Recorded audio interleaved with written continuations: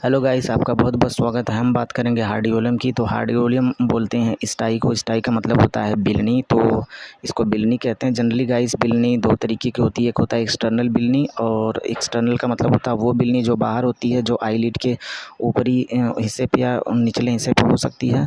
और एक बिलनी होती है इंटरनल, अंदर होती है वो बिलनी। वो थोड़ा से ज़्यादा मतलब ज़्यादा समय लेती है ठीक होने में, उसमें थोड़ा सी पीड़ा ज़्यादा हो सकती है, ज़्यादा तकलीफ़ महसूस हो सकती है। तो इसमें एक बैक्टीरिया के इन्फेक्शन की वजह से ये प्रॉब्लम आती है गाइस। तो उस बैक्टीरिया का नाम होता है स्टेफाइलोकोकस ऑरियस। तो स्टेफाइलोकोकस के ऑरियस के इन्फेक्शन की वजह से ऐसा होता है। तो यहाँ पे जो बिल्ली आप देख रहे हैं, ये बिल्ली निचले आईलिड में है और वो अंदर की तरफ है, इसलिए उसको बोलते हैं इंटरनल हार्डियोलम्स या इंटरनल स्टाइस को बोलते हैं। और इसमें जो ग्रंथि, जो ग्लैंड इसमें प्रभावित होती है, उसका नाम है मेबोनियन ग्लैंड। इसी में इन्फेक्शन की वजह से ऐसा हो जाता है। और गाइस जो आप दूसरा चित्र देख रहे हैं, ये अपर आईलिड में हो गया है इन्फेक्शंस। तो ये जो है ऊपरी बिलनी है, ऊपर वाले आईलिड में ये बिलनी हो गया है, स्टाई हो गया है। तो इसमें जो ग्रंथि इन्वॉल्व होती है, इसमें जो ग्रंथि में इन्फेक्शन होता है स्टेफाइलोकोकस ऑरियस का, तो इसमें उस ग्रंथि का नाम है ग्लैंड ऑफ जेस। इसमें इन्फेक्शन की वजह से ऐसा हो जाता है गाइस। तो गाइस जैसा कि आप इस चित्र में भी देख रहे हैं, ये जो बिल्ली होती है गाइस, ये जो होती है वो बाहरी है, मतलब कि एक्सटर्नल स्टाई है। और ये मतलब ऐसे ठीक हो जाती है। अगर थोड़ा सा समय लेती है तो आप इसका प्रॉपर ट्रीटमेंट करेंगे, इस तरीके से वो बिल्कुल ठीक हो जाती है। थोड़ा सा केयर, थोड़ा सा हाइजीन रख देंगे तो सही हो जाता है ऑटोमेटिक।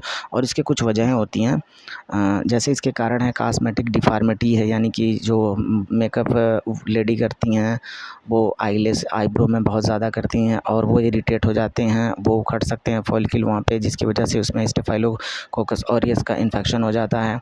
और एक्सटर्नल या इंटरनल जो हार्डियोलम वगैरह विकसित हो सकते हैं। और कार्नियल इरिटेशन की वजह से भी ऐसी प्रॉब्लम होती है।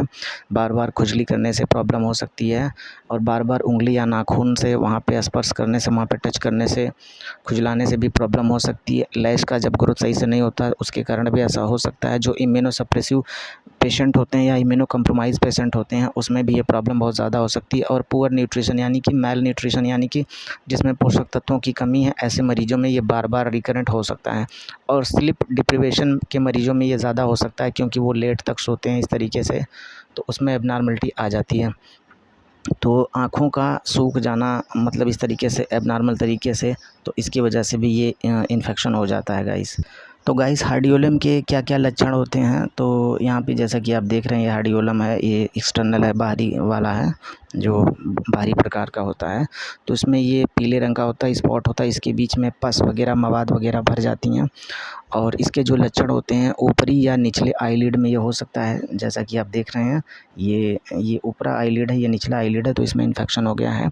और साथ साथ में यहाँ पे लम्प्स बन सकते हैं, आईलिड में स्वेलिंग हो सकती है, लोकलाइज्ड एरिया पे दर्द हो सकता है, टेंडरनेस हो सकता है, रेडनेस हो सकता है, आँखों में जलन हो सकती है, आईलिड में कड़ापन हो सकता है, जो आईलिड होती है इसमें ड्रॉपीनेस हो सकता है, धुंधला दिखाई दे सकता है, यानी कि जो ब्लड विज़न हो सकता है, आई बाल में खुजली हो सकती है, या कह सकते हैं कि चुभन महसूस हो सकती है, आँख में म्यूकस का सिक्रीशन थोड़ा सा बढ़ सकता है, और प्रकाश में, उजाले में जब हम देखते हैं तो मतलब लाइट सेंसिटिविटी हो जाती है, और पलक को खोलने और बंद करने में बहुत सारी दिक्कत हो सकती है, डिफ़िकल्टी होती है, डिस्कम्फर्ट महसूस होता है, असुविधा हमको होती है। इस तरीके से इसके भी प्रमुख लक्षण हैं।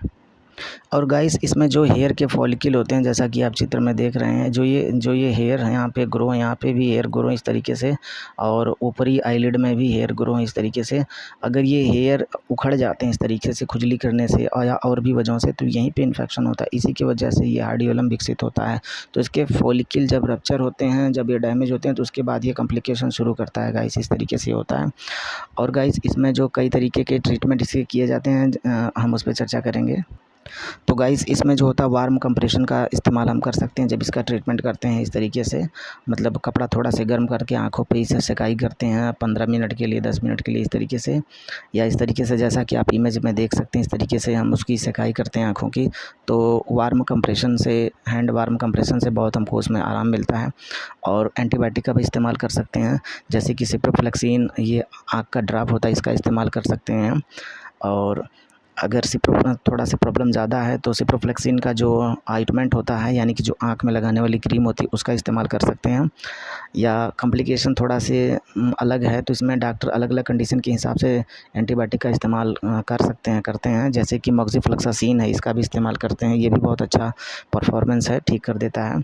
और उसके बाद मोक्सिफ्लोक्सासिन का आई ऑइंटमेंट होता है, इसको भी रात में जनरली लगाते हैं, प्रॉब्लम रहती है तो दिन में भी लगाते हैं इस तरीके से। और गाइस एरिथ्रोमाइसिन ऑप्थेल्मिक सॉल्यूशन का भी इस्तेमाल करते हैं, ये भी ऑइंटमेंट होता है जिसकी वजह से भी बहुत ज़्यादा प्रॉब्लम सॉल्व हो जाती है। और क्लोरेम्फेनिकॉल का भी इस्तेमाल करते हैं, इसकी वजह से भी प्रॉब्लम सॉल्व हो जाती है, बहुत अच्छा ये रिस्पॉन्स करता है। और गाइस ये इसको आप जैसा कि देख सकते हैं, इस तरीके से ये पैक होता है और इसको निकालते हैं, थोड़ा सा यहाँ से कट कर देते हैं, उसके बाद यहाँ से निकल जाता है। और हमारी भोजपुरी भाषा में इसको ढोलैया दवाई भी कहते हैं।